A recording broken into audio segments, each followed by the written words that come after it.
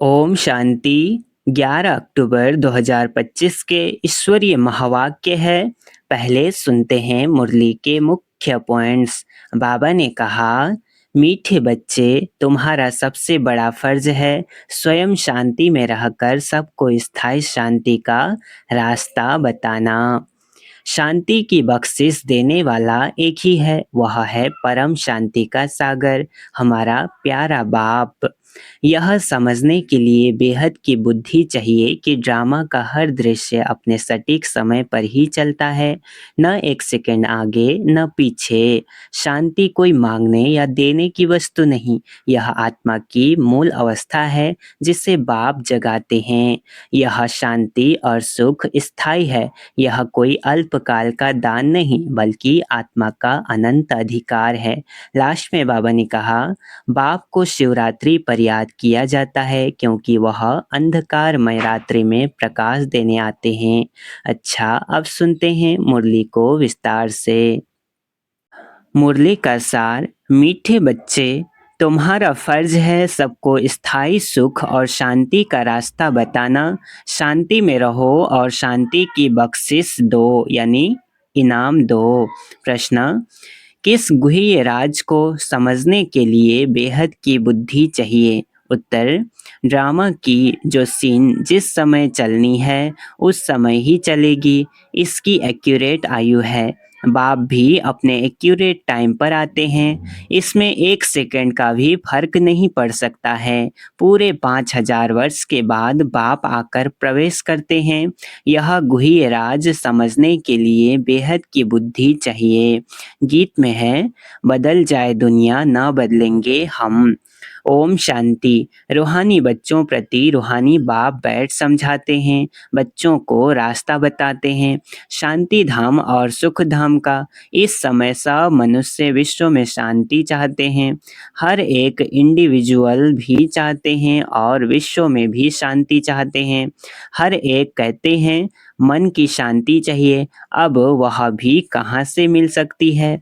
शांति का सागर तो बाप ही हैं, जिससे वर्षा मिल सकता है, इंडिविजुअल भी मिलता है, होलसेल भी मिलता है, यानी सबको मिलता है। जो बच्चे पढ़ते हैं समझ सकते हैं, हम शांति का वर्षा लेने अपना भी पुरुषार्थ करते हैं, औरों को रास्ता बताते हैं। विश्व में शांति तो होनी ही है, चाहे कोई वर्षा लेने आए व न आए। बच्चों का फर्ज है सब बच्चों को शांति देना है।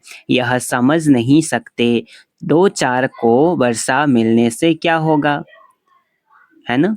कोई को रास्ता बताया जाता है, परंतु निश्चय न होने कारण दूसरों को आप समान बना नहीं सकते। जो निश्चय बुद्धि है वह समझते हैं बाबा से हमको वर मिल रहा है, वर मिल रहा है ना?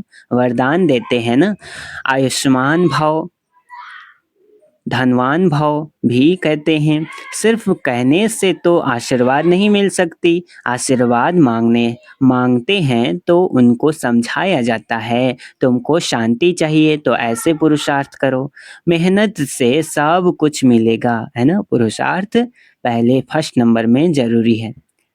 भक्ति मार्ग में कितनी आशीर्वाद लेते हैं, माँ बाप टीचर गुरु आदि सबसे मांगते हैं हम सुखी और शांत रहें, परंतु रह नहीं सकते क्योंकि इतने ढेर मनुष्य हैं, उनको सुख शांति मिल कैसे सकती, है ना? गाते भी हैं शांति देवा, बुद्धि में आता है हे परमपिता परमात्मा हमको शांति की बख्शिश करो। वास्तव में बख्शिश उसको कहा जाता है जो चीज उठाकर देवे, है ना? देने की चीजों को बख्शिश कहा जाता है ना। कहेंगे यह तुमको बख्शिश है, यानी इनाम है।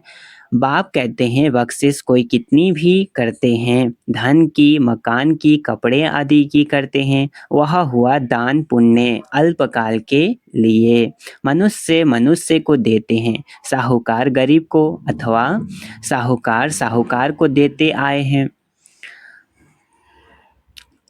परंतु यह तो है शांति और सुख स्थायी, है ना? यहाँ तो कोई एक जन्म के लिए भी सुख शांति नहीं दे सकते क्योंकि उनके पास है ही नहीं। देने वाला एक ही बाप है। उनको सुख शांति पवित्रता का सागर कहा जाता है। ऊंचते ऊंच भगवान की ही महिमा गाई जाती है। समझते हैं उनसे ही शांति मिलेगी। फिर वह साधु संत आदि पास जाते हैं, क्योंकि भक्ति मार्ग है ना, तो फेरा फिर फिराते रहते हैं।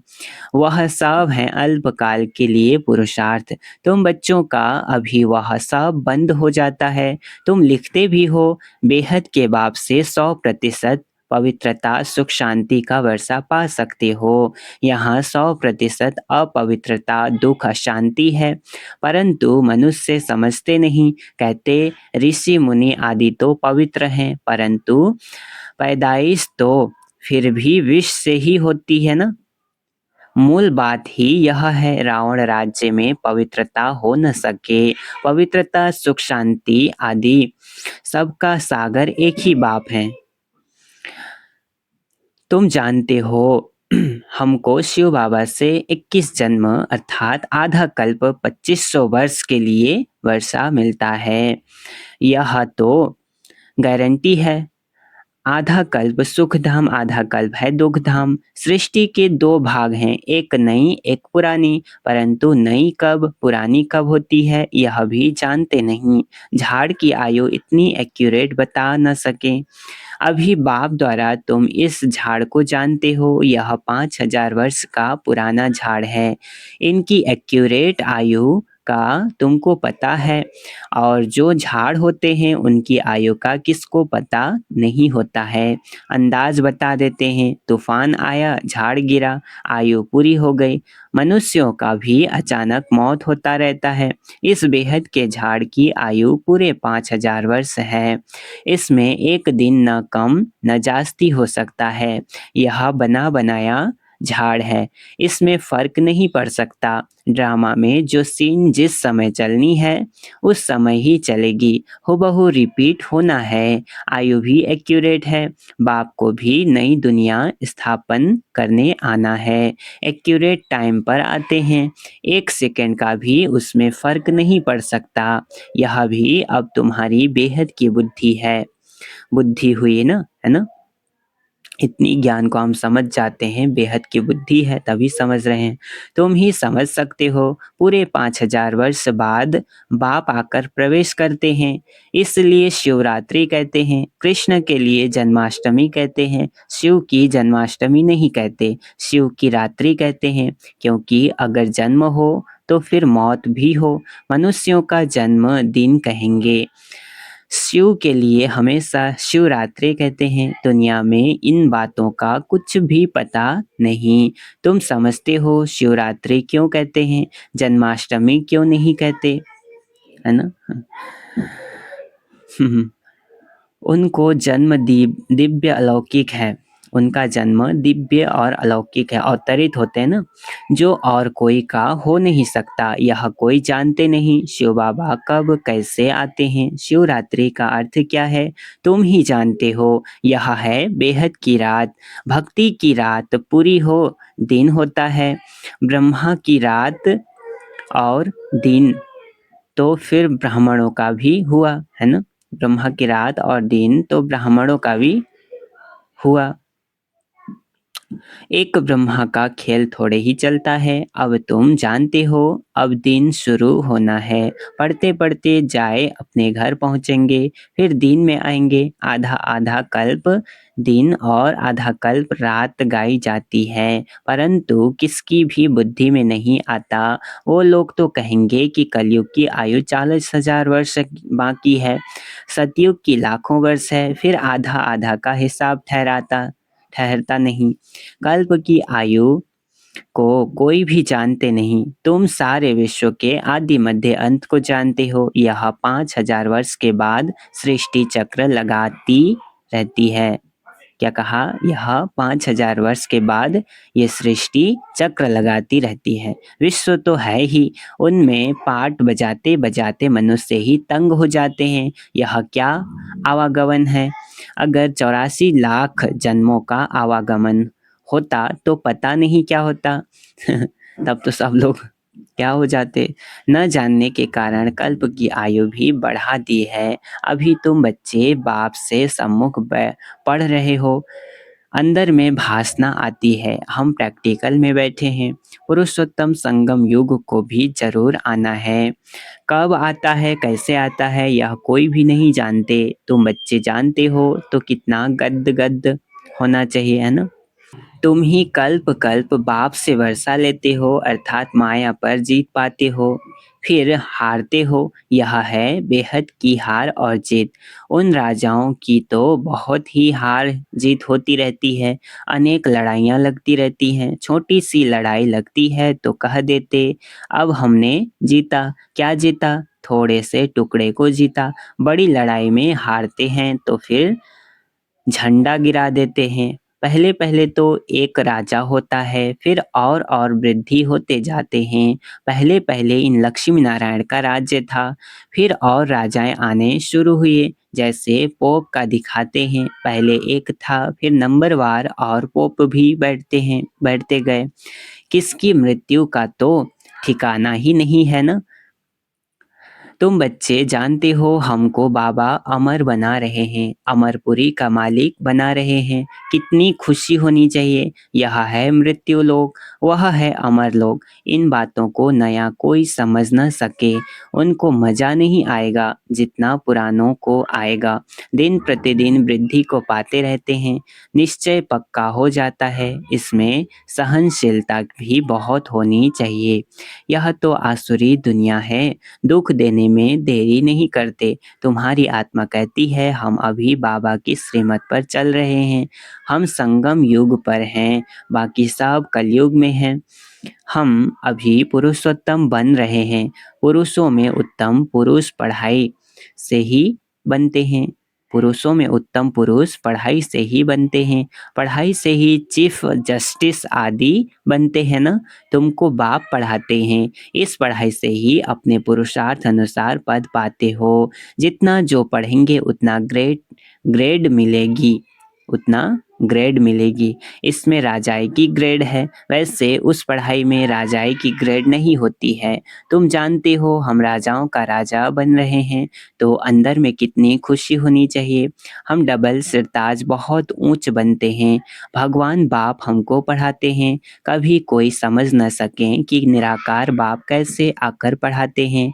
मनुष्य पुकारते भी हैं, हे पतित पावन आकर हमको पावन बनाओ, फिर भी पावन बनते नहीं। बाप कहते हैं काम महाशत्रु है। तुम एक तरफ पुकारते हो कि पतित पावन बनाओ, अब मैं आया हूँ कहता हूँ बच्चे पतित पना छोड़ दो, तो तुम छोड़ते क्यों नहीं? ऐसे थोड़े ही बाप तुमको पावन बनाए और तुम पतित बनते रहो, है ना। बाबा बार बार पावन बनाए और तुम पतित बनते रहो, है ना। ऐसा तो नहीं करना है। जब ज्ञान मिल गया तो एकदम से प्योर बनना है। ढेर ऐसे पतित बनते हैं, कोई सत्य बताते हैं बाबा यह भूल हो गई। बाबा कहते हैं कोई भी पाप कर्म हो जाए तो फौरन बताओ। कोई सच कोई झूठ बोलते हैं, कौन पूछते हैं? मैं थोड़े ही एक एक के अंदर को बैठ जानूंगा। यह तो हो न सके, मैं आता ही हूँ सिर्फ राय देने। पावन नहीं बनेंगे तो तुम्हारा ही नुकसान है। मेहनत कर पावन से फिर पतित बन जाएंगे तो की कमाई चट हो जाएगी, है ना। जो भी कुछ भी किया है ना, कुछ भी जमा हुआ है चट हो जाता है। लज्जा आएगी, हम खुद ही पतित बन पड़े हैं, फिर दूसरे को कैसे कहेंगे कि पावन बनो। अंदर खाएगा कि हमने कितना फरमान का उल्लंघन किया। यहाँ तुम बाप से डायरेक्ट प्रतिज्ञा करते हो, जानते हो बाबा हमको सुख धाम शांति धाम का मालिक बना रहे हैं। हाजिर नाजिर है, हम उनके सम्मुख बैठे हैं। इनमें पहले यह नॉलेज थोड़ी ही थी, ना कोई गुरु ही था जिसने नॉलेज दी। अगर गुरु होता तो सिर्फ एक को ज्ञान देंगे नहीं क्या? अगर गुरु होता तो सिर्फ एक को ज्ञान देंगे क्या? गुरुओं के फॉलोअर्स तो बहुत होते हैं ना, एक थोड़े ही होगा। यह समझने की बातें हैं ना। सतगुरु है ही एक, वह हमको रास्ता बताते हैं, हम फिर दूसरों को बताते हैं। तुम सबको कहते हो बाप को याद करो, बस ऊंचते ऊंच बाप को याद करने से ही ऊंच पद मिलेगा। तुम राजाओं के राजा बनते हो, तुम्हारे पास अनगिनत धन होगा, तुम अपनी झोली भरते हो ना, तुम जानते हो बाबा हमारी झोली खूब भर रहे हैं। कहते हैं कुबेर के पास बहुत धन था, वास्तव में तुम हर एक कुबेर हो, तुमको बैकुंठ रूपी खजाना मिल जाता है। खुद दोस्त की भी कहानी है, खुदा दोस्त की भी कहानी है ना? उनको जो पहले मिलता था उसको एक दिन के लिए बादशाही देते थे। यह सब दृष्टांत है। अल्लाह माना बाप वह अव्वल दिन रचता है, फिर साक्षात्कार हो जाता है।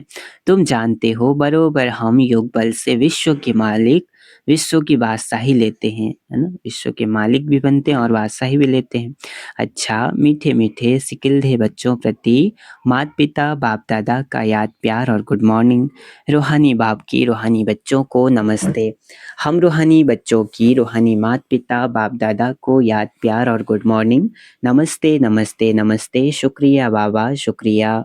धारणा के लिए मुख्य सार है, पहला पॉइंट, इस आसुरी दुनिया में बहुत बहुत सहनशील बनकर रहना है। कोई गाली दे दुख दे तो भी सहन करना है, बाप की श्रीमत कभी नहीं छोड़नी है। दूसरा, डायरेक्ट बाप ने पावन बनने का फरमान किया है, इसलिए कभी भी पतित नहीं बनना है, कभी कोई पाप हो तो छिपाना नहीं है। वरदान आज का, एक नामी और इकानामी के पाठ द्वारा हलचल में भी अचल अडोल भाव। क्या कहा? एक नामी और इकानामी के पाठ द्वारा हलचल में भी अचल अडोल भाव। विस्तार, समय प्रमाण वायुमंडल अशांति और हलचल का बढ़ता जा रहा है। ऐसे समय पर अचल अडोल रहने के लिए बुद्धि की लाइन बहुत क्लियर होनी चाहिए। इसके लिए समय प्रमाण, टचिंग और कैचिंग पावर की आवश्यकता है। इसको बढ़ाने के लिए एक नामी और इकानामी वाले बनो, है ना? एक नामी और इकानामी करने वाले बच्चों की लाइन क्लियर होने के कारण बाप दादा के डायरेक्शन को सहज कैच कर हलचल में भी अचल अडोल रहते हैं। क्या होता है? बाप दादा के डायरेक्शन सहज कैच हो जाता है ना, तब हलचल में भी अचल अडोल रहते हैं, पावर मिल जाती है। स्लोगन है, स्थूल सूक्ष्म कामनाओं का त्याग करो तब किसी भी बात का सामना कर सकेंगे। स्थूल सूक्ष्म कामनाओं का त्याग करो तब किसी भी बात का सामना कर सकेंगे। अव्यक्त इशारे स्वयं और सर्व के प्रति मनसा द्वारा योग की शक्तियों का प्रयोग करो। अभी मनसा की क्वालिटी को बढ़ाओ तो क्वालिटी वाली आत्माएं समीप आएंगी। इसमें डबल सेवा है, स्व की भी और दूसरों की भी। स्व के लिए अलग मेहनत नहीं करनी पड़ेगी। प्रारब्ध प्राप्त है ऐसी स्थिति अनुभव होगी। इस समय की श्रेष्ठ प्रारब्ध है सदा स्वयं सर्व प्राप्तियों से संपन्न रहना और संपन्न बनाना। अच्छा, ओम शांति।